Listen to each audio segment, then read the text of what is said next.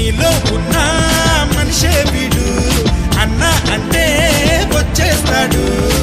వస్తే ఆగడు, వెనకడుకే వెయ్యడు, అడిగిందివ్వగా పోనే పోడు.